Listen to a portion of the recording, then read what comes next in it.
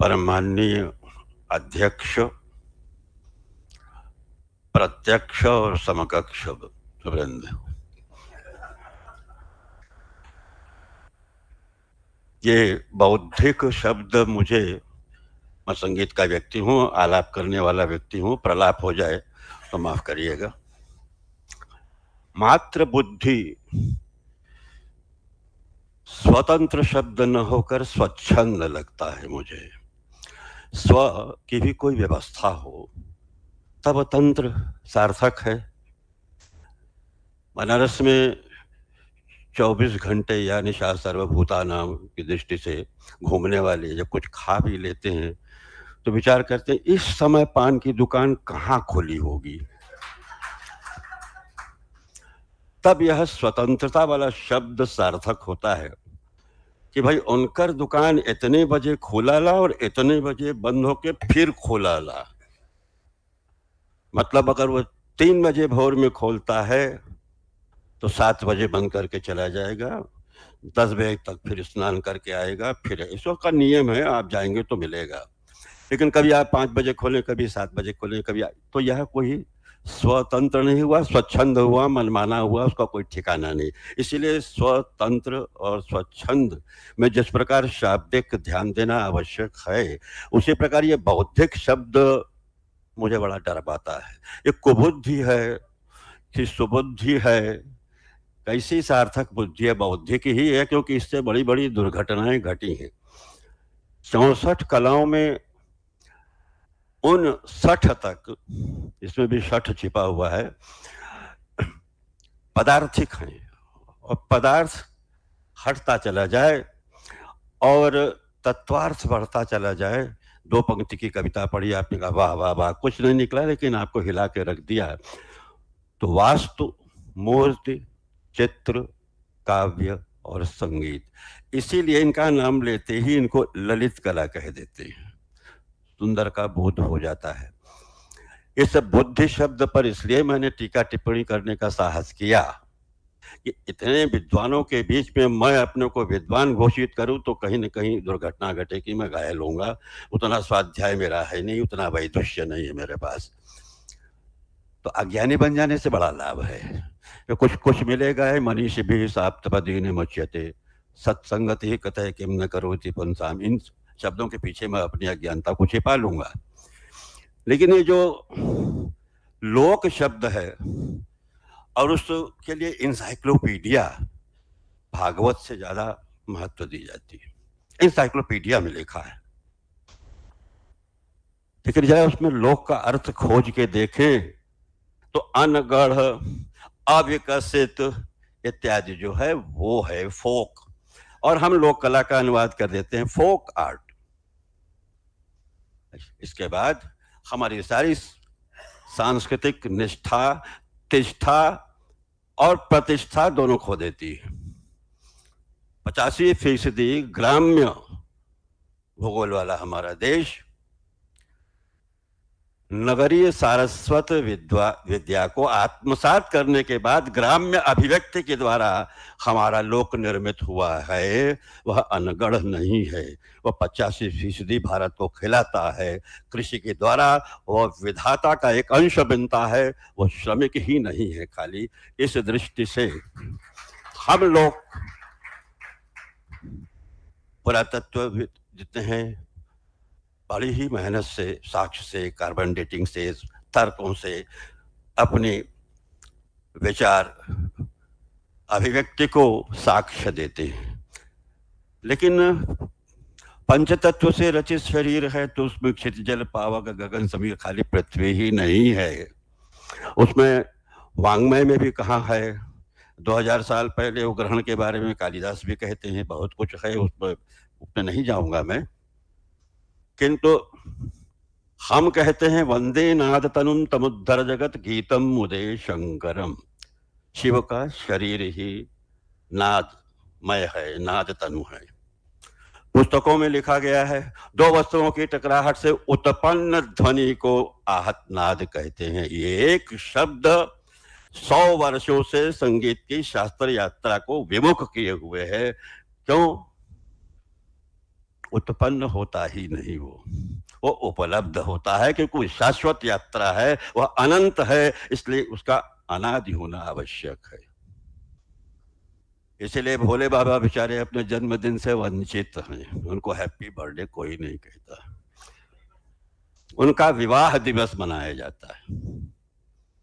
इसीलिए रंगभरी एकादशी के दिन ये मान्यता है कि जब भोले बाबा, यहाँ पुरुष वर्ग बैठा है, मातृशक्ति भी है, मैं चुनौती दे रहा हूं कि विश्व में सबसे कठिन इंटरव्यू जो है, साक्षात्कार है, वह है कोहबर में जाना।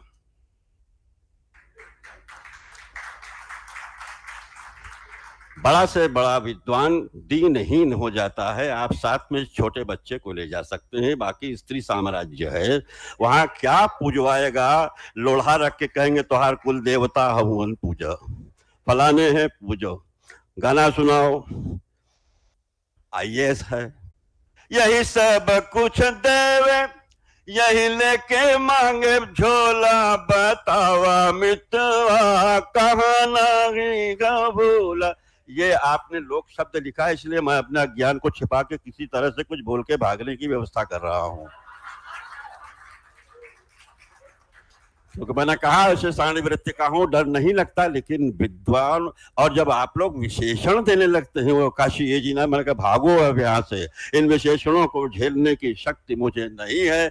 काशी का कंकर कंकर शंकर है। यहाँ व्यक्ति पूरे भारतवर्ष में एक स्थान मात्र है। समय ज्यादा हो रहा है? हाँ, ओह टच किया है मैंने, मन नहीं किया, मशीन किया।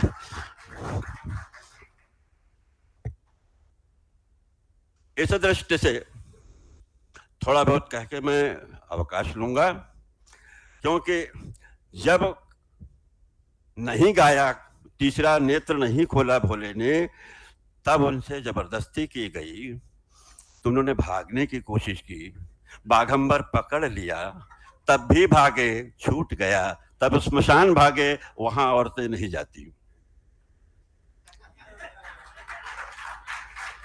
यह शिव का ये लौकिक रूपांतरण जो है, ये पारलौकिक मंत्रों से ही अधिक पवित्र है। काशी की जनता शिव को हर भाव से स्वीकार करती है, शिव को डांटती भी है। जो चढ़ा देगा भक्त वही खा लोगे, ध्यान नहीं देते हैं, सवेरे उठो फला, डांटते हैं, मत अपना काम कर रहे हैं, शिव को डांट भी रहे, उठो समझो। यह आत्मैक्यता है, और इसीलिए शाश्वत धारा का आदि नहीं ढूंढा जाता, कि शाश्वत अनंत है तो अनादि भी है। इसीलिए मैंने अपने पिताश्री से सुना था कि जब गांधी जी इस काशी हिंदू विश्वविद्यालय में आए, तो उन्होंने, हालांकि महामना का आदर करते थे गुरुवत, कहा कि एक शिवाजी हाल जैसे है वैसे एक कक्ष बनवा दीजिए, बड़ा मंदिर हाल, जिसमें सर्वधर्म के लोग अपनी पूजा पाठ कृत्य संपन्न करेंगे। गांधी जी के जाने के बाद पिताजी उनके अंतेवासी बुलाया, और टेलीग्राफिक जमाने में उस समय प्रत्येक शब्द का जो खर्चा होता था, उस पत्र को टेलीग्राफिक मैसेज से भेजा गया, जिसका 32 रुपए खर्चा उठा था। रसीद मेरे पास थी, अब बच्चों ने रखा है कि नहीं मैं नहीं कह सकता। कहा अगर मदन मोहन मालवीय काशी हिंदू विश्वविद्यालय की स्थापना के पीछे अगर मदन मोहन मालवीय का कोई भी स्वार्थ है, तो एकमात्र यह शिव मंदिर है, जो आने वाली सीमा में पंचकोशी से आगे काशी की सीमा को बढ़ाएगा। इसलिए काशी हिंदू विश्वविद्यालय है, पंचकोशी हिंदू विश्वविद्यालय नहीं नाम है इसका। काशी का विस्तारीकरण हुआ है, यह शिव की सार्वभौमिक सत्ता और महत्ता का सबसे बड़ा साक्ष्य है। और उस महामना ने विद्यार्थियों को महामना बनाने के लिए विश्वविद्यालय नहीं खोला था, भीख इसीलिए मांगी थी कि विद्यार्थियों को भीख न मांगना पड़े और दिव्य मना बने।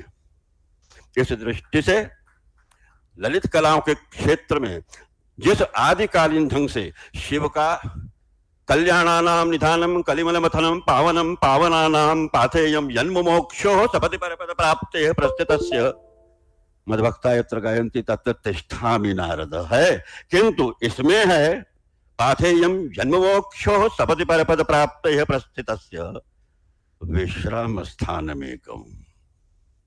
वहां विश्राम करते हैं, खड़े नहीं रहते। विश्राम स्थान एकम कविवर वचसाम जीवनम सज्जनानाम बीजम धर्म धर्मस्य प्रभवतु भवताम भूतये राम नाम। इसलिए सनातन संस्कृति के सनातन धर्म में शिव और राम सनातन है, आदि अंत। कहाँ शिव राम की कथा करते हैं, प्रथम व्यास हैं, और राम जाके उनकी स्थापना करते हैं रामेश्वर में। यह हरि अनंत हरि कथा अनंता की बात है। हम अपने आप को बढ़ा लें, हम शिव भाव रखें, कल्याण भाव रखें, और रामत्व के आदर्श का कोई भी पालन कर सकें तो तुलसी बाबा तो दावा कर चुके हैं, उमा कहूं मैं अनुभव अपना, सत हरि भजन जगत सब सपना। और बिगड़ी जन्म अनेक की सुधरे अब ही आज। नालंदा जलाया और कुछ जला लो, अपना जी जला लो, अपनी किस्मत जला लो, लेकिन भारतीय संस्कृति नष्ट नहीं होगी। बिगड़ी जन्म अनेक की सुधरे अब ही आज। हो ही राम को नाम जप, तुलसी तज कुसमाज प्रणाम।